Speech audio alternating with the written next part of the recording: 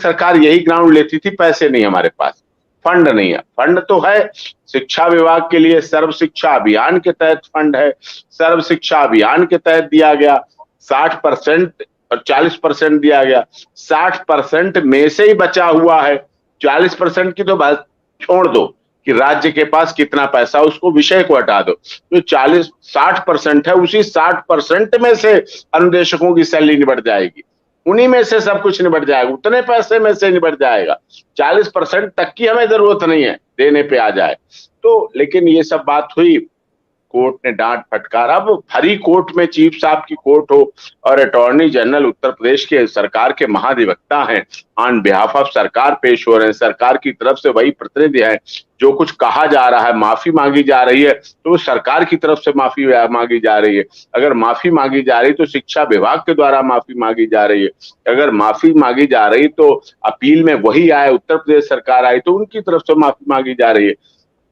पिछली डेट पे फाइन भी हो चुका है और उसके बाद भी ये सब हुआ। अब फिर कोर्ट ने उनको कहते हुए कि ठीक है, अब आप हमें दे दीजिएगा जिससे हम इसको आगे कर सकें, प्रोसीड कर सकें, क्योंकि ऑनरेबल कोर्ट सब कुछ देख चुकी है। उन्होंने कहा सब समझ लिया, सब देख लिया, अब आप हमें रिटर्न में चार्ट दे दीजिए कि पैसा जो आया था उसका आपने क्या किया, अगर किया तो इन्हें क्यों नहीं मिला, ये दे दीजिए। बस इस पर तो बात होके फिर जी जी जी बड़ा उसके बड़ा सवाल है ये तो कोर्ट का कि जो पैसा आया वो गया कहाँ। कोर्ट अब यही तो जानना चाहता है कि आप ये कह रहे हो कि पैसा हम है नहीं, लेकिन जो आया वो आपने प्रयोग कहाँ किया, जो आपने सवाल कर दिया, क्या ये घोटाला तो नहीं है कोई बड़ा? तो वही जो मैंने बहुत पहले हियरिंग में कहा था, जून से पहले मैंने कहा था कि ये बात थी और इसी बात को संभालने सुधारने के चक्कर में ये हो रहा है, क्योंकि इन्होंने ऑफ इंडिया का काउंटर एक्सेस है पैसा। जब आपने जो मांगा गया उतना दिया, कोई शार्ट नहीं किया गया उसमें से, और जो शार्ट भी किया तब शार्ट किया उन्होंने, लिखा है उन्होंने ऑफ इंडिया में, पिछली बार मैंने आपको दिखाया था, आप कहेंगे तो आज भी हमारे पास है दिखाने को, तो उसमें से एक्सेस रहा। जब है आपके पास तो क्यों नहीं दे रहे? 2017-18 में भी है, 18-19 में भी, 19-20 में भी है, 19-20-21 में भी है और 21-22 में भी है। जब पैसा है अधिक आपके पास तो आपने देने में क्यों कोताही बरती? तो दे देना चाहिए, मिलना चाहिए, ये विषय था, इसी पर उठा। अब कोर्ट का डेकोरम होता है, जब कोर्ट डबल बेंच हो, खासकर चीफ साहब की, जब वो खुद ही एक तरह से सारी बात बोल रहे हैं, कह रहे हैं, फिर ज्यादा वो भी अच्छा नहीं लगता, अनुशासनहीनता का विषय आता है।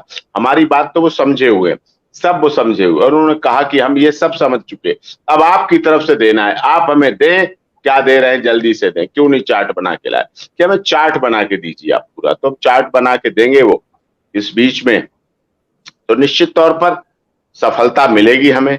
मैं तो ये मानता हूं शिव कुमार मिश्रा जी, मैं जानता हूं, खुद मैंने अपने जीवन में देखा है कि एक दिन में तो सफलता नहीं मिलती है, ये तो मैं मानता हूं कि सफलता एक दिन में नहीं मिलती है। लेकिन एक बात मैं फिर आपके चैनल से आपके नागरिकों को, आपके दर्शकों को, आपके श्रोताओं को, आपके बुद्धिजीवी पैनल और सबको ये कहना चाहता हूं, एक दिन में तो सफलता नहीं मिलती, लेकिन एक ना एक दिन सफलता जरूर मिलती है। एक दिन सफलता मिलती जरूर है, एक दिन नहीं मिलती, लेकिन हमें धक्के खाने पड़ रहे हैं, परेशान होना पड़ रहा है, फाइनेंशियल लॉस है, दूसरी कोर्ट छोड़नी पड़ रही है, दूसरे लोगों के नुकसान हो रहे हैं, दूसरे क्लाइंट के नुकसान होते हैं, सुप्रीम कोर्ट में लोग हताश हो जाते हैं कि आप थे नहीं, आप वहां चले गए, अब आपने उस मैटर को वरीयता दी, हमारे को आपने देखा नहीं, हमारे पे डेट पड़ गई, हमारे में दूसरे एडवोकेट पेश हुए, आप तो थे ही नहीं, दूसरे का नाम है, आपने एडजेंट करा। इस तरह की शिकायतें लोगों को रहती हैं। लेकिन अब ये भी जनहित से जुड़ा हुआ मामला है, लोगों से जुड़ा हुआ मामला है, या ये कहिए शिव कुमार मिश्र द्वारा बढ़ाया हुआ मामला है, आपके द्वारा प्रेरित किया हुआ मामला है, आपके द्वारा संघर्ष की अगुवाई की गई है, विक्रम सिंह जी के द्वारा ये बढ़ाया गया मामला।